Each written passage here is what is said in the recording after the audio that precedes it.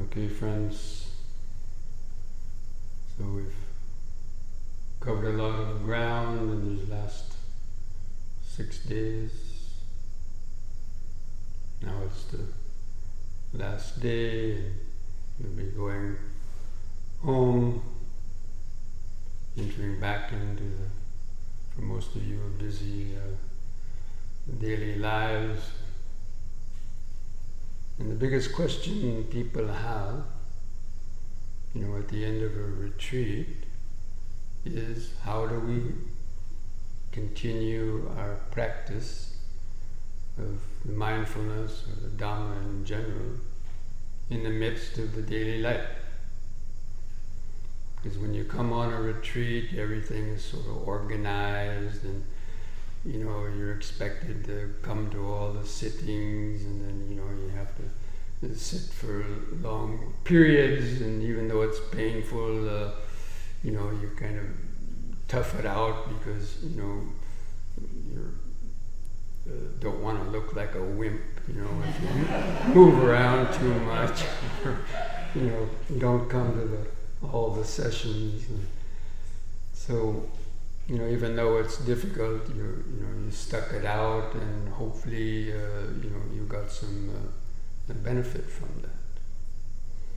But when you go home, most likely you won't have this kind of sort of support group with you to make sure you're getting up every morning at 5 o'clock and meditating at least 3 or 4 times a day, and telling you to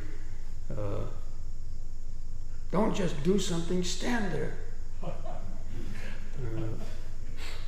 After you stood up, don't immediately start walking. Stand, take a 3-part breath.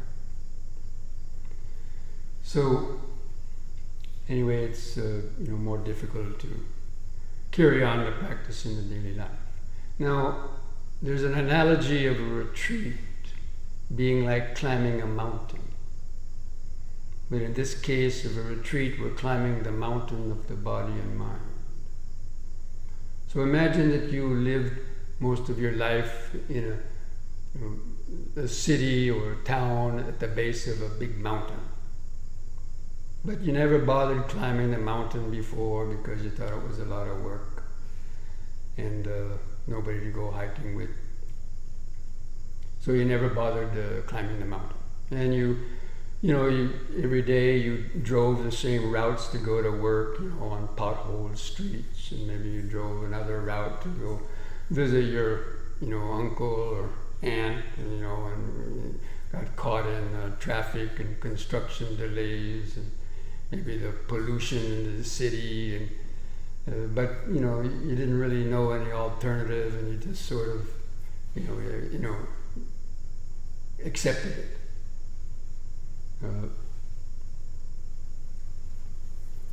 And maybe you had a friend that came by every few months on a nice day and said, "Come on, let's go climb the mountain." Maybe come over at 7 o'clock in the morning on a nice day. And, "Come on, let's go climb the mountain." And you'd kind of, another day, next time. And so that happens several times. And then finally, one nice spring morning, it comes up, "Let's go climb the mountain." And then finally, I say, "Okay, just to get this guy off my back."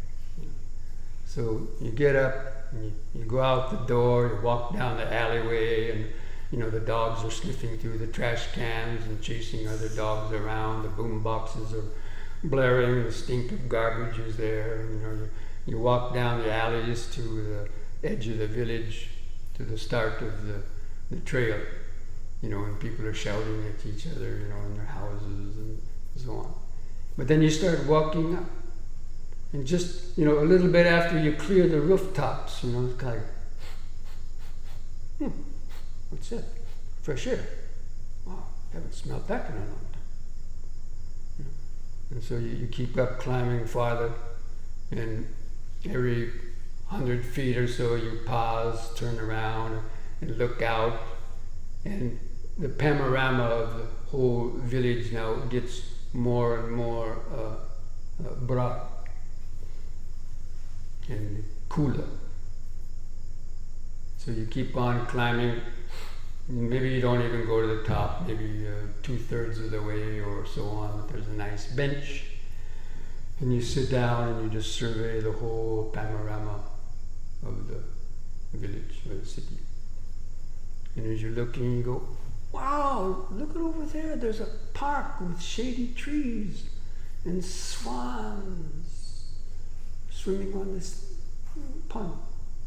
Wow, I never saw that before. I got to remember that one for a hot summer day." You're looking around and you say, "Wow, there's another way to go to work without getting stuck in this construction project. And look, there's another way to go to the shopping center without getting on those potholed roads."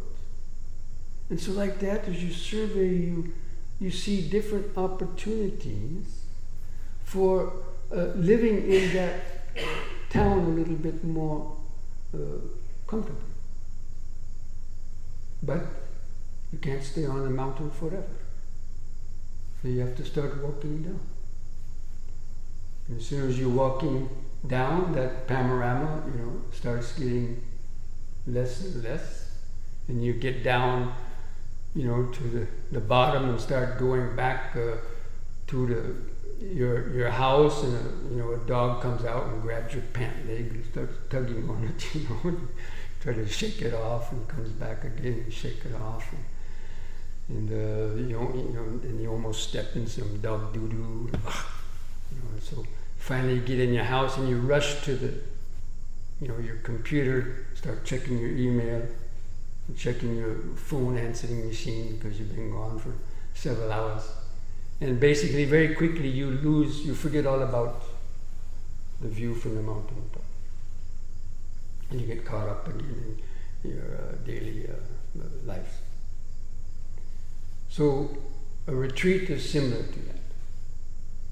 But let's say later on, this person 2 or 3 months later in the middle of the summer, there's a power outage. The fans are not working, the air conditioner is not working, and you're sweating, it's 100 degrees plus, and you're sweating. And then you remember, I remember, there's a lake with cool shady trees and a park and swans. Wow. Let me go there. To get out of this heat. So you manage to find it, and you enjoy a nice dip in the cool water. And you get out, and you sit and try to meditate under the tree, and a swan comes by and pecks your toe or something. But anyway, you have a good time. So, in the same way, you can't stay on the mountain of mindfulness forever with that clear, detached sort of panorama, as hopefully some of you are able to do, at least for short periods during this retreat. But during this retreat, maybe you learn something new about yourself, your body, your mind, and you realize, my God, I've got lungs. I can actually breathe. What is this upper lobe stuff? And so, you're doing that 3-part breathing, you find out, wow, that's pretty cool. That's pretty neat. And so you find another way to use the body in a skillful way. Maybe the yoga exercise, do some stretches, and you see that, that helps me to meditate a little bit better, with not so much pain, and not so much sleepiness. And then maybe, practicing the standing meditation. Wow, I actually meditate while standing. That's cool, And so you might have learned some different techniques that will help you to live in your own body and mind a little bit more comfortably and skillfully. That will help to help your meditation practice, so it wouldn't be such a struggle all the time every time you come to sit down, like beating your head against the wall, stay awake or reel in your fishy mind, and so on. So this comes again to the question about how to practice the meditation in the daily life. Now, normally most teachers will tell you, ideally in the perfect world, right, that meditating 2 hours a day, 1 hour in the morning and 1 hour in the evening, is optimal for at least just maintaining a fairly okay, meditation level of concentration and mindfulness or awareness. But not everyone, can do that. And how many of you already, have been planning out how you're going to meditate each morning and evening now when you go home? Anybody? Maybe you thought, okay, I'm going to get up at 5:30 or earlier, and, do 20 minutes of yoga, and sit for 45 minutes meditation, and evening I'm going to meditate. And maybe you'll do that tonight, or maybe tomorrow morning.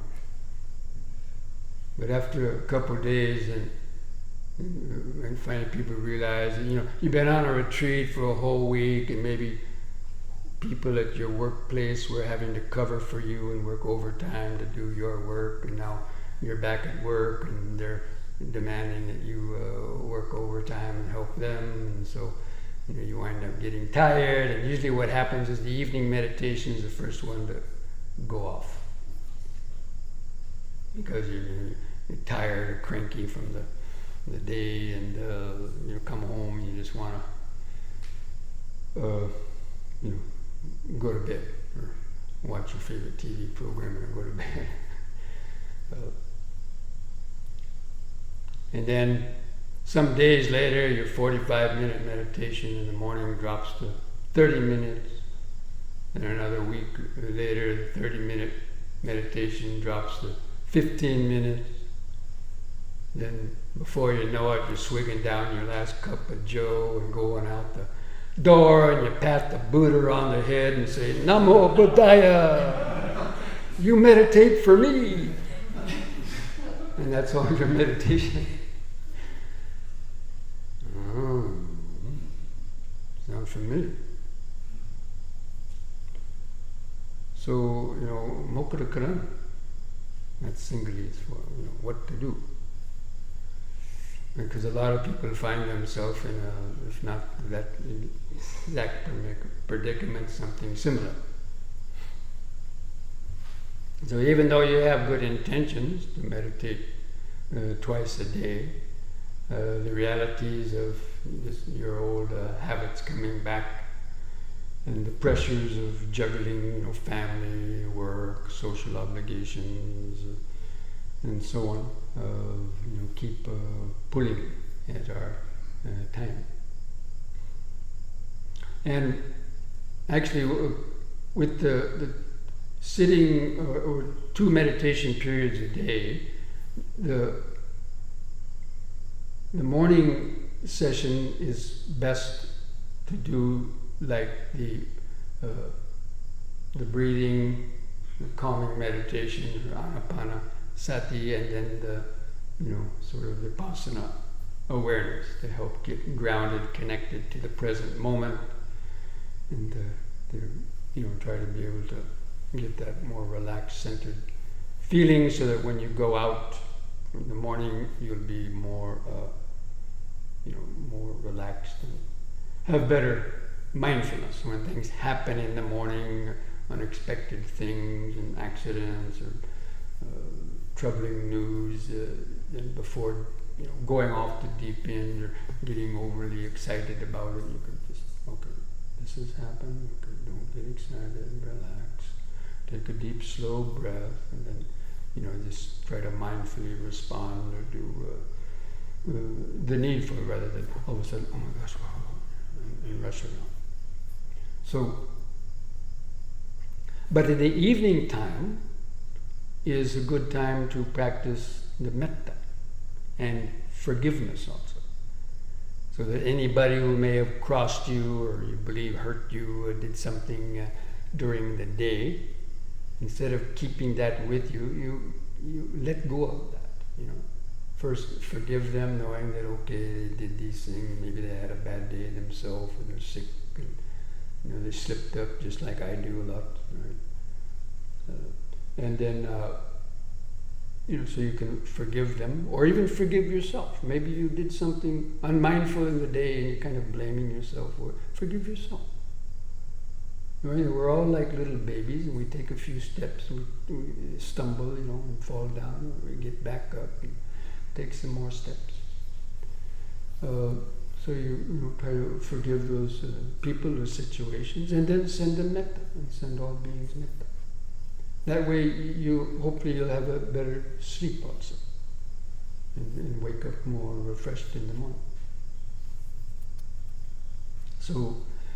But apart from, again, if you find yourself not being able to regularly keep up a daily meditation schedule, or if you're just doing 1 period a day, there's a new practice that we've come up with, although it's not new now. We've been talking about this for a number of years now.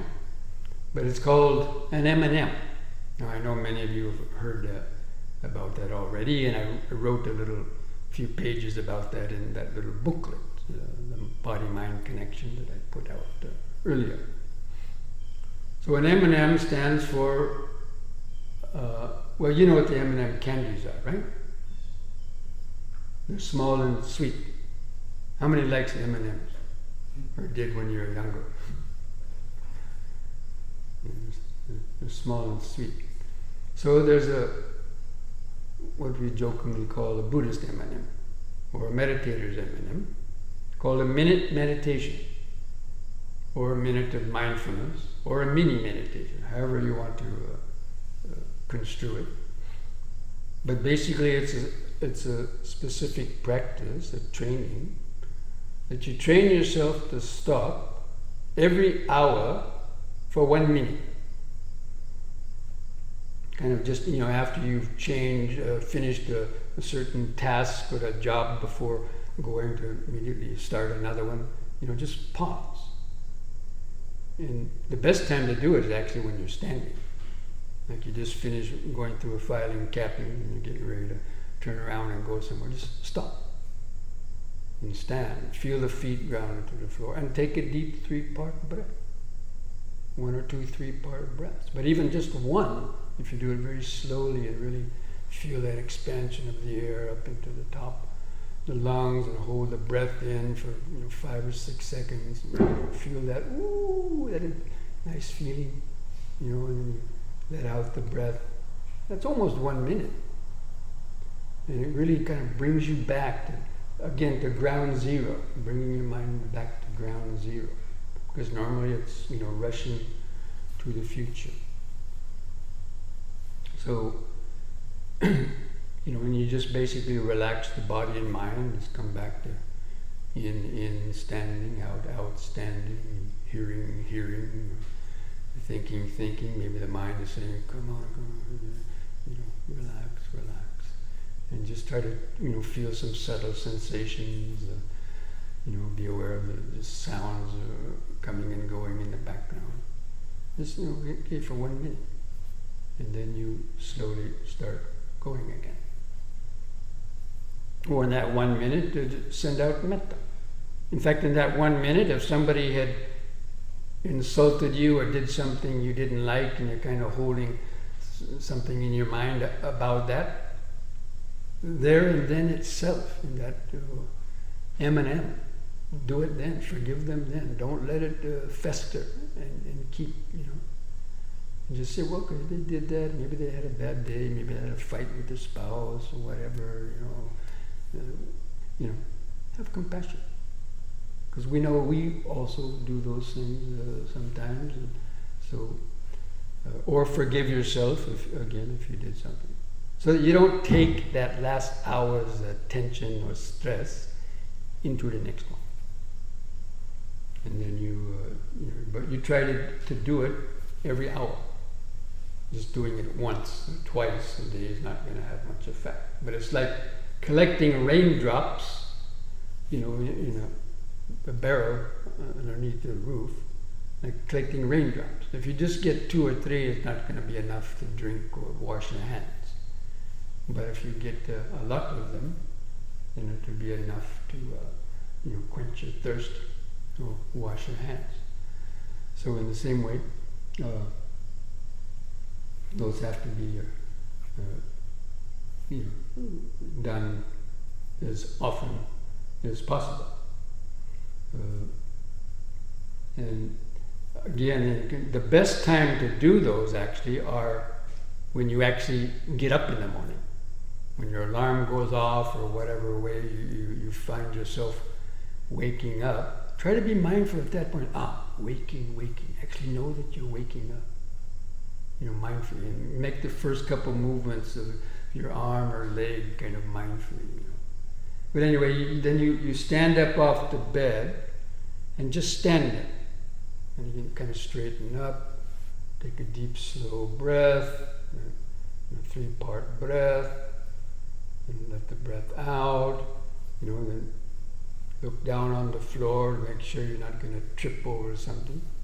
Because a lot of people, they get off the bed, rushing and not really careful and trip over something left there in the night. That ever happened to anybody? Or anybody you know?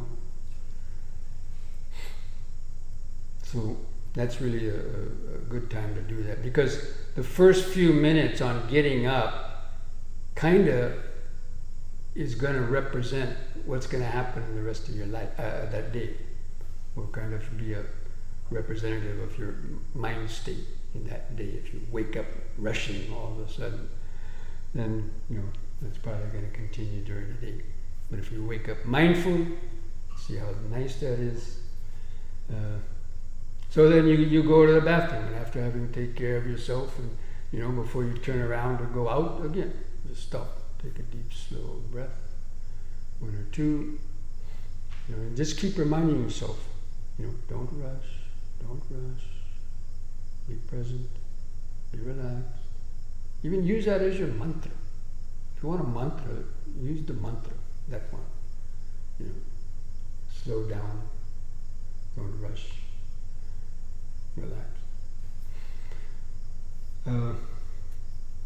Because normally what happens is people accumulate stress,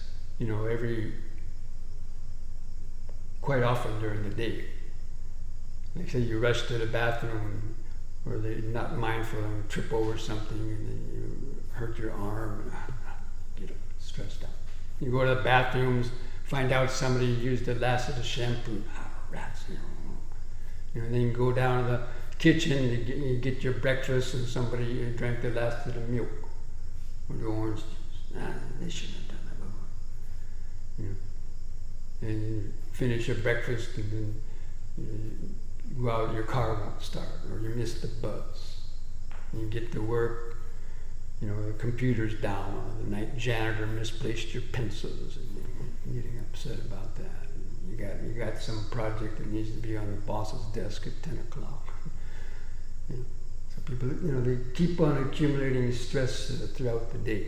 In the afternoon, you get a call from the doctor saying, well, that test you had came out positive, and worrying and stuff.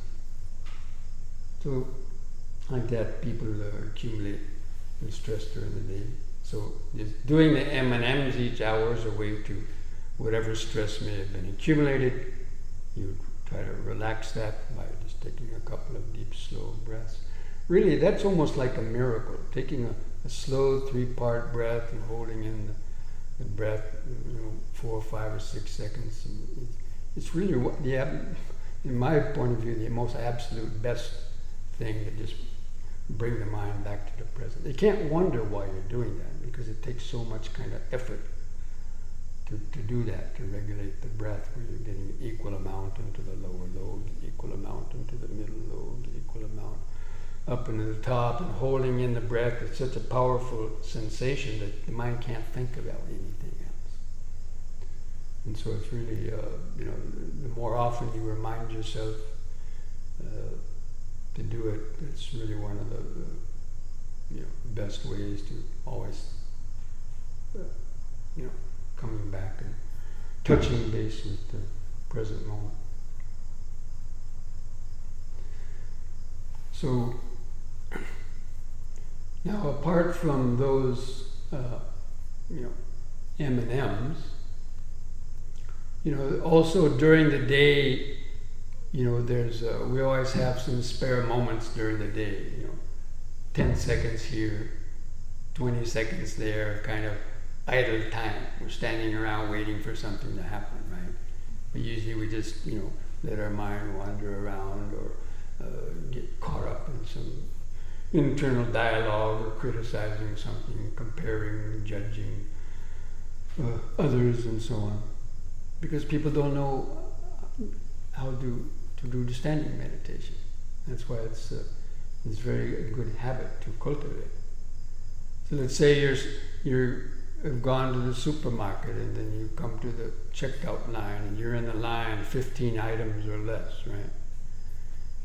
Patiently waiting there, and then somebody comes in from this direction with a loaded basket, wants to cut in, and you can see that reaction, and you can practice on the spot, practice metta compassion. Well, maybe this lady has 5 or 6 kids at home, are hungry.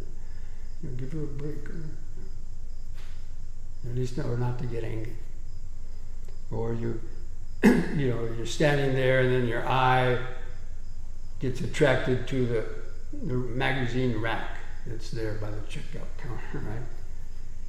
And you see a headline, Michael Jackson was reborn. So you see the mind going there, seeing, and you bring it back. And you just stand there doing deep, slow breathing and sending metta to the cashier, the poor cashier standing there for hours, getting sore feet. Maybe the cash register is broken and she's getting frustrated because there's a long line of people. Just send metta, rather than getting upset and blaming somebody else or whatever. Just send out metta and just stay with that. Practice patience.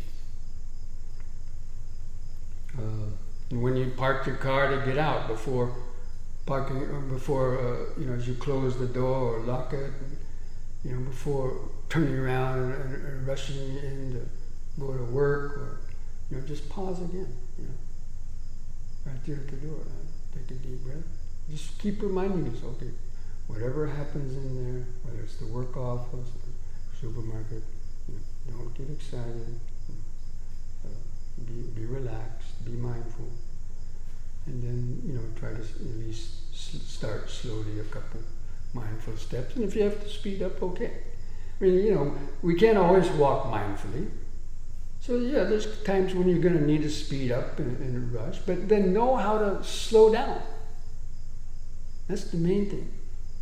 Once people get wound up, they don't know how to stop until they're so exhausted they just have to plop down in a chair and then, go to sleep or and so on. So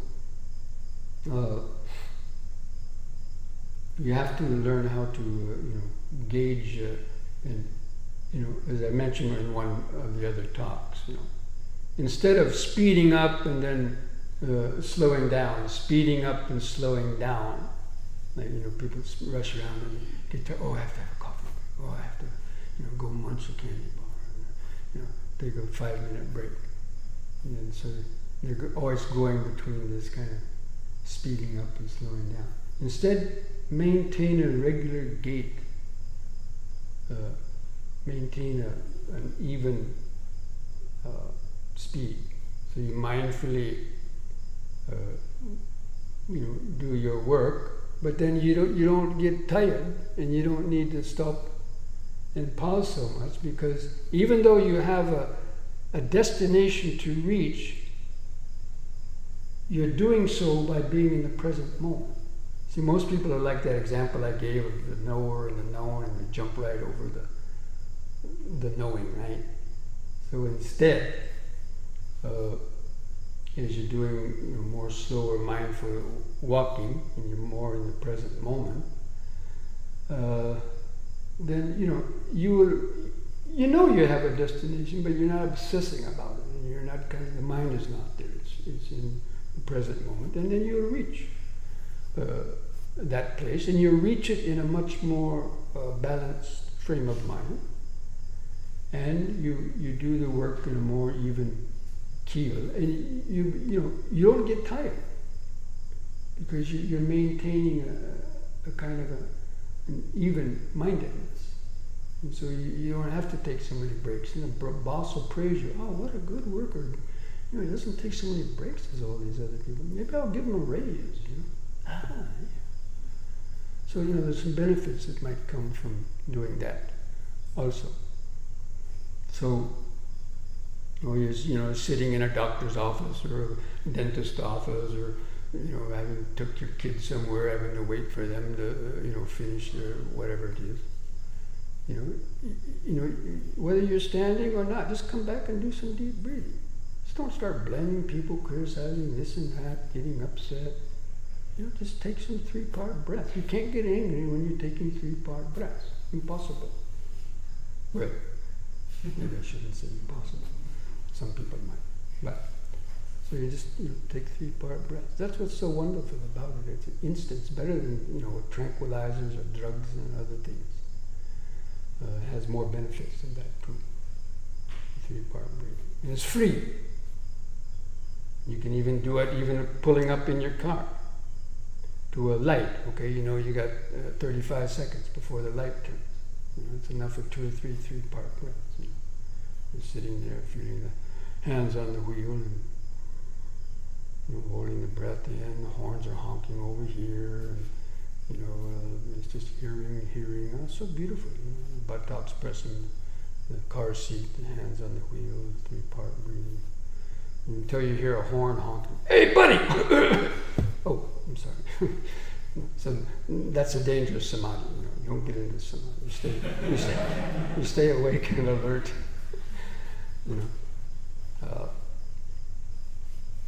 So again, you can have fun practicing mindfulness. Practicing the Dhamma can be fun. But that's where the practice of Dhamma really counts. Is there in the midst of daily life when anything can happen. You know? There's something called the 4 innings. Okay?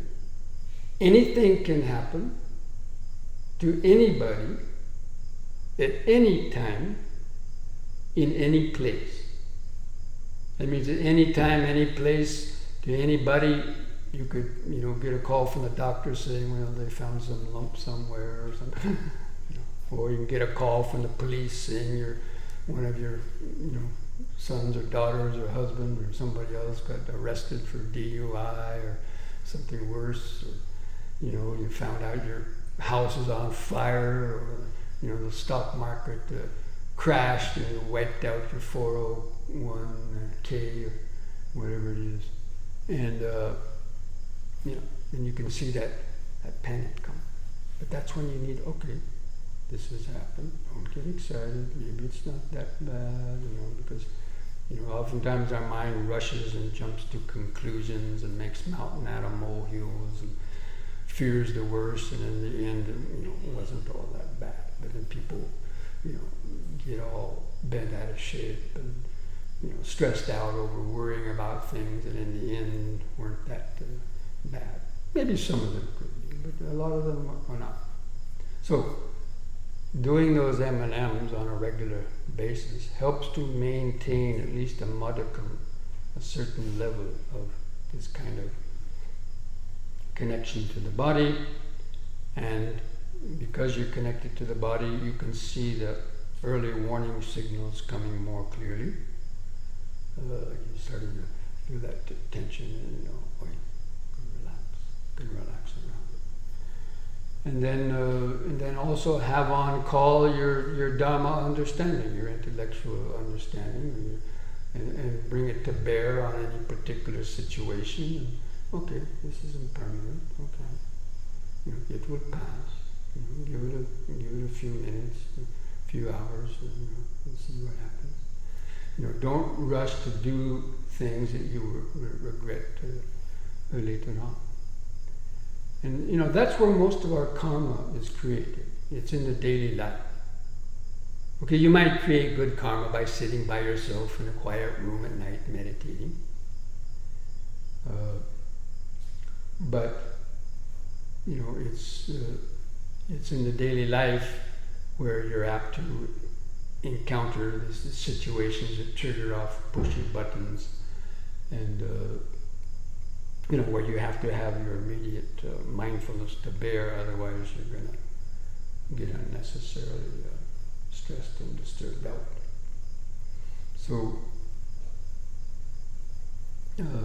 that's the way that really that practice of doing the M&Ms is really the best way to practice the Dhamma in the daily life. And then when you go home at night, having done that, hopefully you will feel like meditating. And when you meditate in the evening, you will feel more refreshed in the morning, and feel like meditating in the morning also. Because if you can at least do the M&Ms, because look, anybody can stop for a minute really, because we waste so much time during the day. And we choose 1 minute because 1 minute is doable. If I asked you to stop for 15 or 20 minutes in a day, you can stop and sit and meditate. Why 15 minutes? I have a point. Impossible. But if I ask you stop for 1 minute, you'd probably say 1 minute. Oh, 1 minute? Well, 1 minute. So you'd have to feel kind of stupid saying you can't stop for 1 minute. So it's kind of psychological.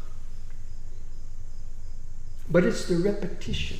It's not the amount of time that's actually important. If you sit for 1 hour at a time, okay, that might be good, and you might get some insight, but then normally when you get up, then you start, if you haven't practiced the mindful movements and so on, and or M&Ms, and you, after a short time, you wind up, just moving around quickly and becoming unmindful, and so on. And there's a big gap between the long periods of meditation. But the more you do it, even if it's for short, that's the way the mind and body remembers anything, is through repetitions, more frequent repetitions, not necessarily the length of time that you do it, although that is also can be important. But it's the gaps in between our longer meditations where we need these M&Ms will be a good supplement, so that gradually the gaps between the mindfulness get shortened and shortened and shortened until you find that there's almost a fairly consistent level. Maybe even if it's a low level, it's good. And that the body is always there. You can just pause and come to, and learn how to relax back, come to ground zero. Of course, apart from doing that during the day, try to every day read some little bit of the Dhamma. Like the Dhammapada verses actually are very good for that. And you can, get a copy of the Dhammapada from, probably any bookshop, and read one verse a day, even, and maybe reflect on it during the day, or just make a habit of reading some suttas, once a day or in the evening before going to sleep, instead of watching too much television, or read a sutta, or doing some other, playing solitaire on the computer, or so on.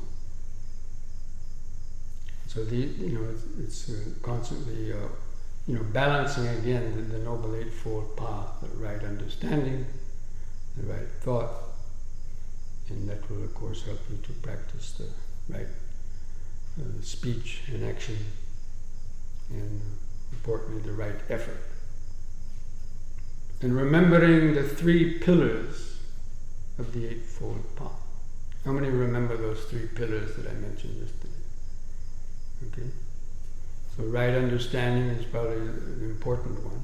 Because even if you have mindfulness and you don't have right understanding, you could be mindful but then not really, let go of that negative state and not think it's a big deal, or something like that, if you don't have the right understanding.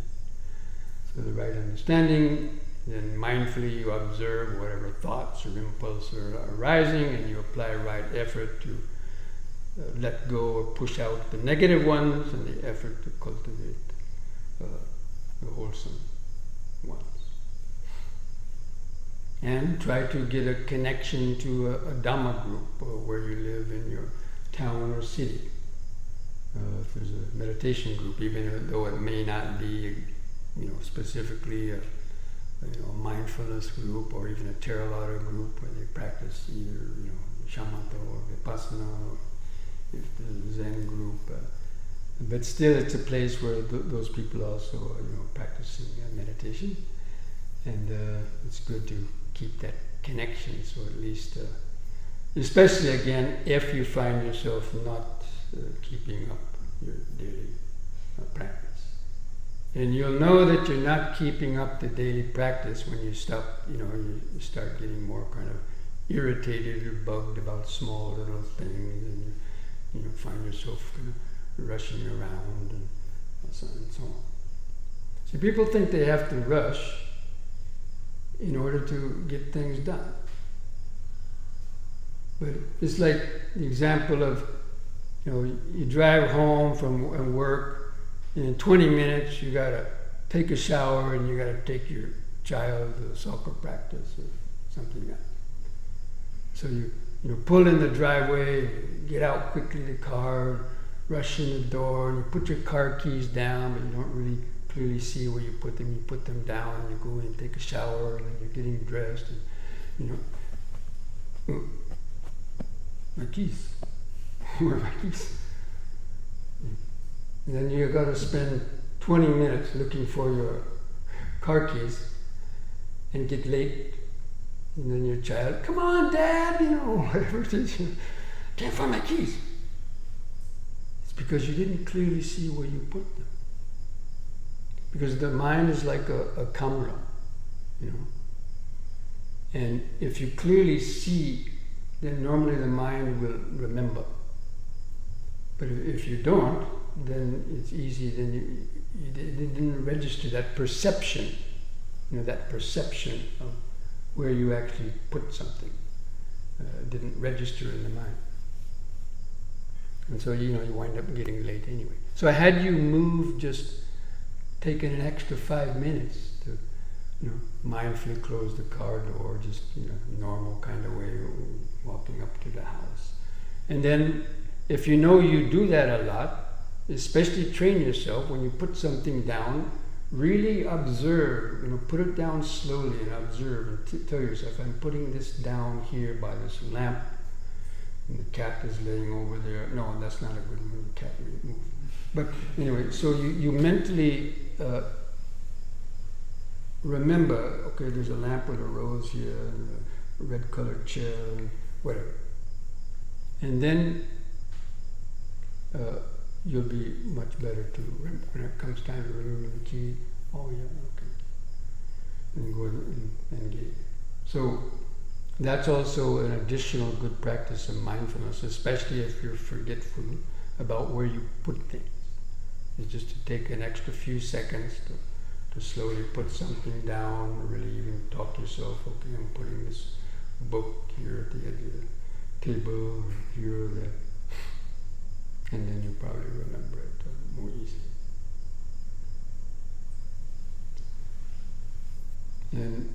And also manage your time. That's the trouble that most people have, is time management. And they procrastinate. And they leave things to the last minute, planning a trip. So when you're planning a trip, if you're going to fly somewhere, get your passport out a few days in advance. Put it somewhere where you know where it is. Check things, make sure it's not expired. Kind of remember what kind of things you're going to need, and get it slowly together before the last day. So it's all kind of together. And then you won't have to spend time and get late maybe to the airport. I always try to get to the airport early, and then I can walk mindfully, those long corridors where they have these long moving escalator things. So just stand there on the right side and people are whizzing by, or I'm walking down just slowly, what I call the mindfulness shuffle. That's a speed of walking where you're kind of just aware of the general steps, and it's not zombie-like like you were doing here most of the time, a little bit faster. But still slow enough to kind of just be in the present moment, and sure, okay, you know where you're going to the security, but you're just there in the moment, being aware of stepping, hearing.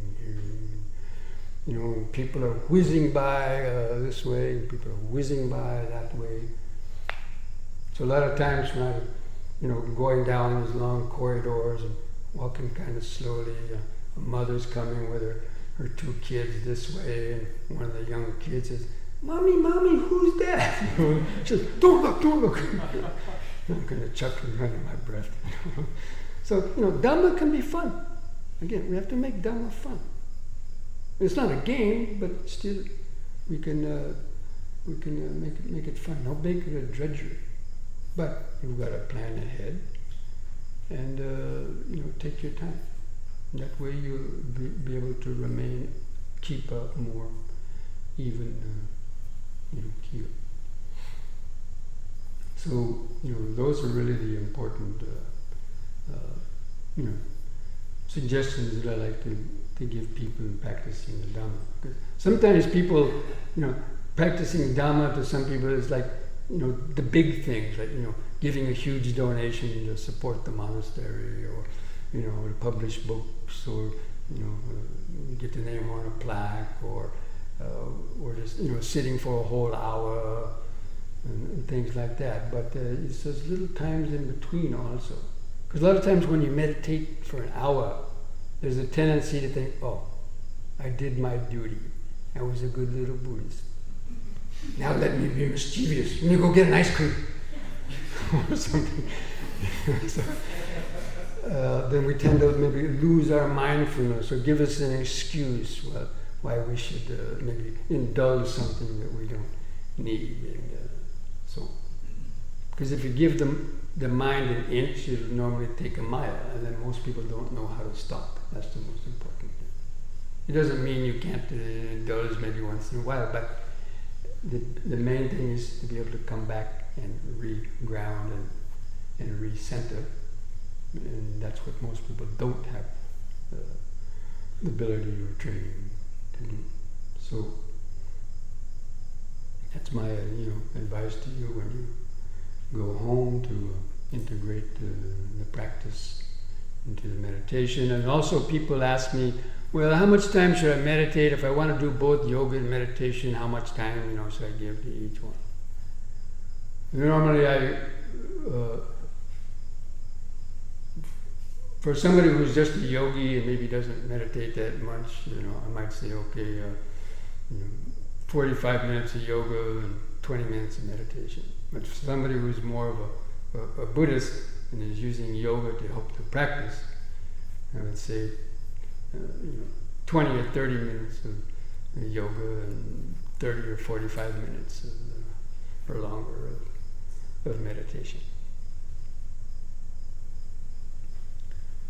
And especially if you're already in a good state of flexibility and so on, you don't need to really spend so much time doing yoga. Even just a few key postures, in the morning, will be enough to get connected to the energy and so on. In the evening, the body's stiff, just do a couple of stretches to hope to relieve the day of slouching all the time and so on. So, having said that much, I wonder if there's any final questions that any of you have concerning kind of that topic, practicing the Dhamma in daily life, and you can just raise your hand and ask a question.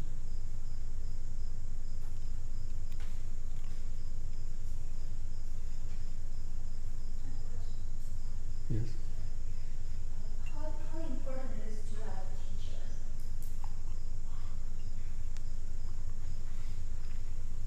Well, if you're still like a fairly much a beginner, don't have much understanding of the Dhamma, then yes, I would say it's very beneficial, but not to become too attached to a teacher to the point that you don't kind of think for yourself. And teachers can only point the way, and each person has to take what they've learned and then use the discipline. You don't need to learn a whole lot, really. But a few key things, but then keep at it, and and make them. You have a few key things that you do that seem to be helpful. Then work at really getting those to be regular and consistent, and gradually deepening them. But if you try to do too many things, then you find that you don't have enough time, and you're doing each one more superficially, and then you may not come together so much. But the Buddha also, at the time the Buddha died, everybody was weeping and wailing, and oh, teachers losing now. Who's going to teach us? And the Buddha said, look, I've taught you the Dhamma. You have to be an island for yourself. You have to take the Dhamma as your refuge.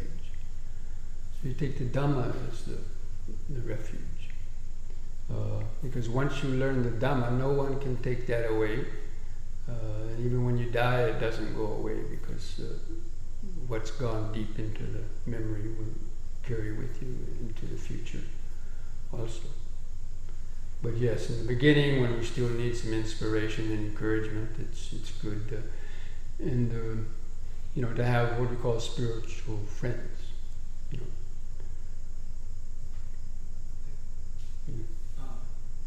I'm interested in diving into the suttas more, but it feels almost like there's this overwhelming amount of them. It's like 80,000 plus, I think. The Dhammapada is obviously like a really good suggestion. Do you have any other? I would say, the Bhikkhu Bodhi has a book called The Word of the Buddha, and it's kind of a selection from the different Nikayas. Bhikkhu Bodhi is a very good scholar of Buddhism, and he's made this book that has this collection. So I'd say that's a good place to start to get a overall kind of picture of the Dhamma and how the Buddha taught and so on, and then you could, if you're interested in like the 5 aggregates, then the Samyutta Nikaya is the collection that has so many hundreds of suttas about 5 aggregates and about the 6 senses in specific topics. And then the other one, like the Anguttara Nikaya, that has other lists. It's good for memorizing lists of different things and numbered suttas. So it might be, an avenue you go might be, say, I'm interested in this, and then find out just what suttas fall into that category. Yeah. I'm interested in learning about the aggregates or whatever. Right. Yeah. But still, we should get an overall balanced view, because there's lots of things that are covered that may not be covered in just suttas on the 5 aggregates or the 6 senses or others. That's why when in the beginning, I read a lot of different Dhamma books, by different teachers, proclaimed meditation masters or other teachers. But it was all like, bits and pieces. And then I took a lot of time. I took about 6 months when I had access to the whole Tripitaka. And I had the time where I sit down, and every day I read 3 or 4 hours, and I went through the whole Tripitaka 2 or 3 times over, and getting so caught up, so happy, and seeing things you never read about in ordinary Dhamma book texts, just nice little similes and metaphors and so many things, and then you really get a overall broad understanding of the teaching. The Abhidhamma. Abhidhamma, roll up your pant legs.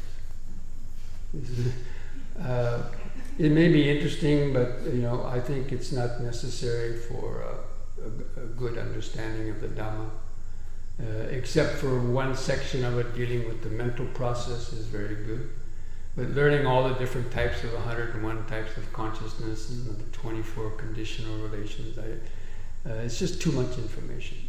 Again, you get the basic information and then perfect that. But going into all these subtle details, that even Visuddhimagga also is a good text to read, but it's very, very complicated.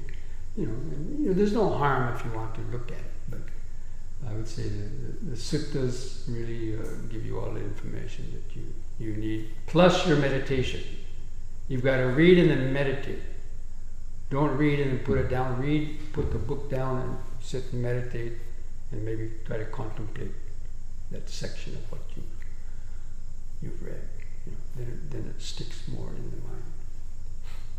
But you see contemplation, what does that actually look like in the mind? Contemplation. Yeah, maybe it seems like a silly question. Well, you think about it. You're talking with yourself like Yeah, memorize a list, like the 5 aggregates. Like I mentioned one time, sit down and just in the meditation. Okay, what is the material aggregate? Okay, this body. Yeah, this is the vibrations of hardness, of heat, motion. That identify with the sounds, the sound vibrations. It's all vibration, material vibration. What is feeling? The pleasant, painful feelings. See how they affect your mind, the perceptions. So, but if you haven't memorized the list, you get the feeling, and then you get the, what was the next one? And the mind gets scattered. So that's why memorization can be useful. To keep, so you don't have to spend, because if you give the mind a few idle moments, then it's, it's out of there.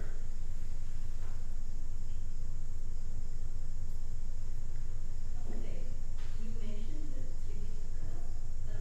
Is there a translation that you found particularly helpful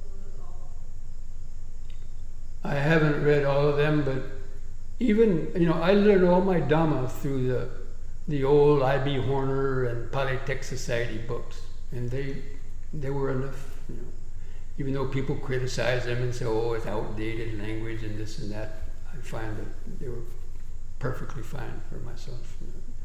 But Bhikkhu Bodhi is usually regarded as one of the more modern language ones, and so on. And, other people are translating. I don't bother reading all of them because, for me, either Bhikkhu Bodhi or the Polytech Society is enough. I don't really need to know, all this new. Some translators are trying to, use new kind of terms that can confuse people about certain things too. But it's all online, You can. There's a website called Sutra Central. How many people have heard of that? Sutra Central. You can put in, you can just say,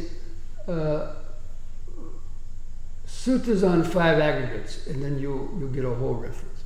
Sutras on life of the Buddha, you get, sutta on 5 hindrances. Any topic, just just Google that in and it'll go there.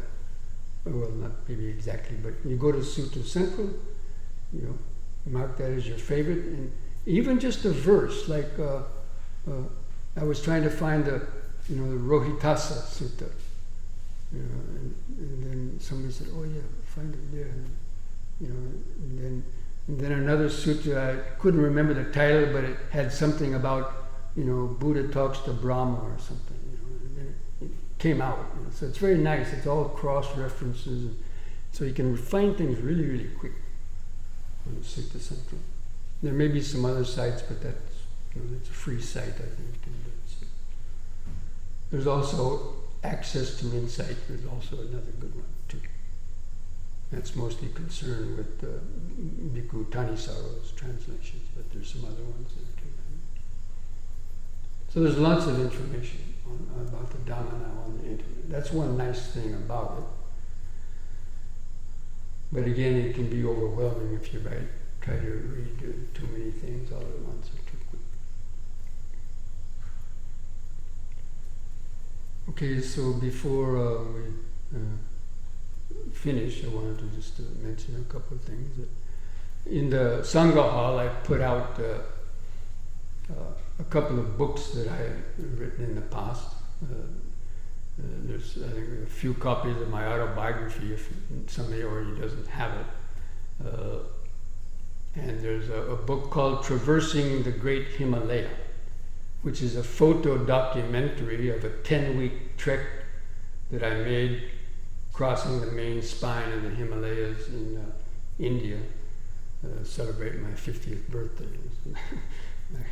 back in the day. But anyway, and it's kind of a metaphor. You'll know, and there's a lot of pictures of, just the trail and that I'm describing on a daily basis. The trail and how I'm going, and but trekking. I use trekking as a metaphor for the spiritual path, for meditation. Because we climb, you climb up to a peak. You climb a peak to get a view, right? So you climb up the peak and it's really tough and you're sweating and it's painful. But finally you get up to the top and you have a beautiful view. And within a few minutes, most of that pain goes away. And then you look down the other side, realize you have to go down the other side. And then you go down the other side, and that's also painful on your knees, and then you get down to the bottom, and then there's another one. There's always another ridge to climb, another path to get to. And so life is like that. you climb one peak, or whether it's a career or a relationship or this and that, and get to the peak, you enjoy it for a while, but because of impermanence, you might have to, you always have to come back down again and then, climb another one. We're always looking for the peak, right? We always have that desire to see something new. But then finally, after you've, gone up and over all the peaks, then you cross, that's the peak of sensual, attraction and so on. And then you come to the plateau of crossing the glacier. And the glacier is an analogy for the hard heart, the ice cold heart, the glacier of the ego. And so you traverse the glacier of the ego, and then finally come to the other side, which is the liberation. So letting go of the peaks and the lows, the highs and the lows, to develop that equanimity, and then crossing the glacier of the ego, clinging to reach the plateau of liberation. So it's that's what I mentioned in the little foreword to the book and some things like that. So but anyway, there's more copies in the store, and I put some out there. That book is not available on my blog. Now I also have a blog. It's bhanterahula.blogspot.com, and there's all kinds of information on the blog. It has all my treks in Nepal and India for the last 10 years, and some other places, just interesting little stories about where we are. And then places, my meditation retreats, where I've gone to lead retreats, and there's links to many of my talks, YouTube videos that were made in different places, and there's a couple of yoga videos on that too, if you're interested to review some of the things, the yoga for meditators. There's one video called Yoga for Meditators, and it was made in Romania, and it has basically most of those things we did in the morning, those morning exercises, including for the lungs and so on. So there's lots of stuff on there you can peruse. And then the new place that I'm living at in Maryland, we have a website for that. That doesn't have too much on it right now, but that has a list of our upcoming retreats and some stuff on that. And I think there's a link to my blog on that Lion of Wisdom website as well. So I hope that all of you were able to learn something maybe a little new, and hopefully inspire you to want to kickstart your practice. Usually these retreats are like, for people that haven't been on a retreat, it's to, give them some foundation, in that hopefully, and for the people that have been going on retreats for a long time, they're used as battery charges in case your practice had kind of slipped a bit, you kind of get a battery charge to kickstart the practice again. But it's really the consistency. That's the key for gaining gradual progress, is consistency. Because it's just like lifting weights. For 3 or 4 weeks or a month before some event, you might lift weights or run or train for a marathon, but then afterward you may not do it, and your muscles basically go back the way they were before. And mindfulness is a muscle too. Concentration and mindfulness are like a mental muscle. And if you don't exercise it regularly, then it gets weak, and the old habits then start creeping back in.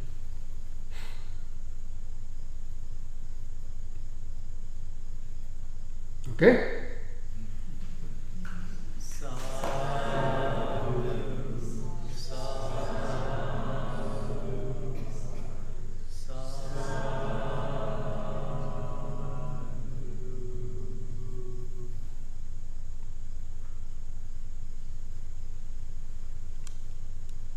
I guess probably we should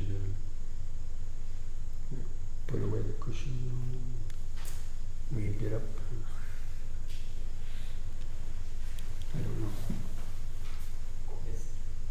Once again, can you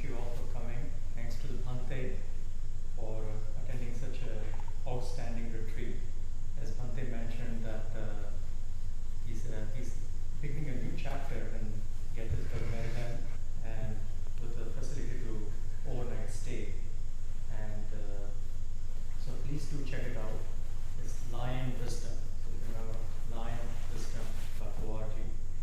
And if you're signed up for the Google group mail, you may start getting information about different retreats which are upcoming, as well as we are also posting audio recordings. Even if you may not be able to attend the retreat, but you can participate, listen to wonderful Dhamma talks, and add as a boost to your practice or motivation to your practice.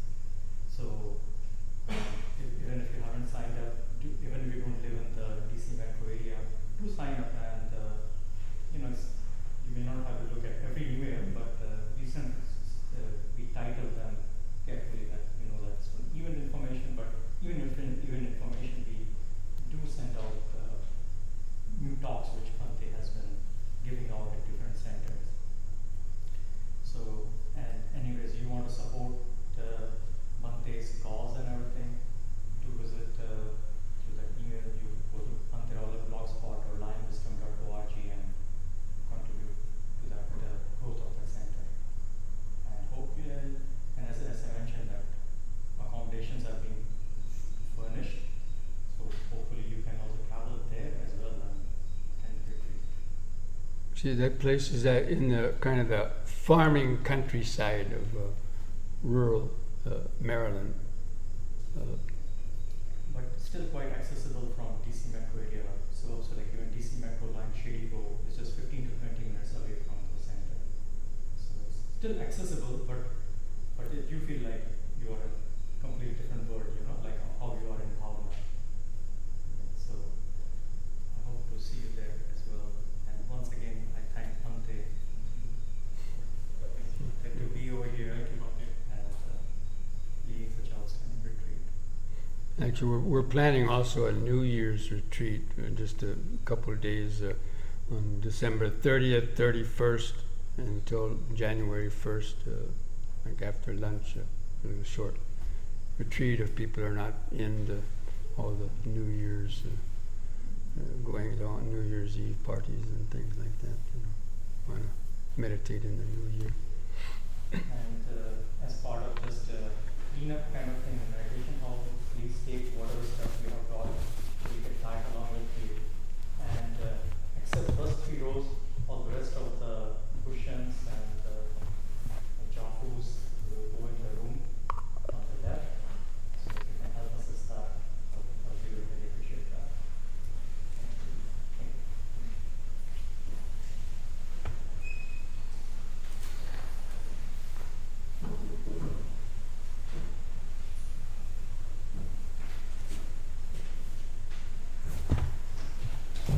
One more thing.